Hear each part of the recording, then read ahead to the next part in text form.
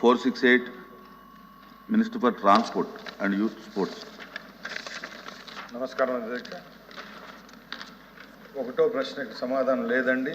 రెండో దానికి ఈ ప్రశ్న ఉత్పన్నం కాదు.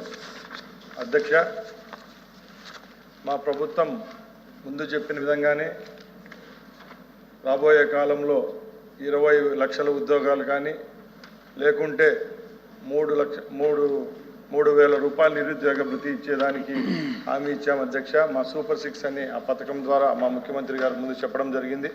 అలాగే దేశంలో ఎక్కడ లేని విధంగా ఈరోజు మా ప్రభుత్వం స్కిల్ సెన్సస్ తీస్తున్నారు అధ్యక్ష. ఎవరైతే నైపుణ్యం గలవారు ఎవరెవరు ఉన్నారు ఈ రాష్ట్రంలో గుర్తించి రాబోయే కాలంలో వాళ్ళకి ఎక్కడెక్కడ ఉద్యోగ కల్పన ఉంటుందో చేసేదానికి సిద్ధంగా ఉన్నాం అధ్యక్ష. నమస్కారం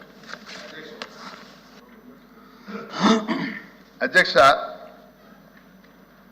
విభజిత ఆంధ్రప్రదేశ్లో అతి ప్రధానమైన సమస్యగా ఈరోజు నిరుద్యోగం ఉంది అధ్యక్ష. మనకు తెలుసు పోస్టులు భర్తీ గత కొన్నేళ్లుగా సక్రమంగా జరగలేదు. ఈ సందర్భంగా మంత్రి గారిని మీ ద్వారా అడిగేది, Telugu Desam party, Janasena party, BJP party కూటమిగా ఏర్పడ్డాయి. వాళ్ళ ఎన్నికల మేనిఫెస్టోలో చాలా స్పష్టంగా మేము గెలుపొందితే నిరుద్యోగ భృతి ఇస్తామని స్పష్టంగా ప్రకటించారు అధ్యక్ష.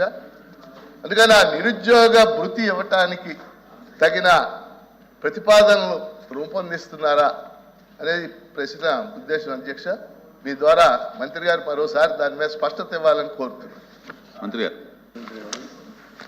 అధ్యక్ష, గత 5 సంవత్సరాల్లో గత ప్రభుత్వం ఒక ఉద్యోగం కూడా కల్పించలేదు. మా ముఖ్యమంత్రి గారు పదవి చేపట్టిన మొట్టమొదటే 16,000 చిలుకు ఉద్యోగాలు ఇచ్చేదానికి డిఎస్సిని రూపొందించడం జరుగుతూ ఉంది అధ్యక్ష.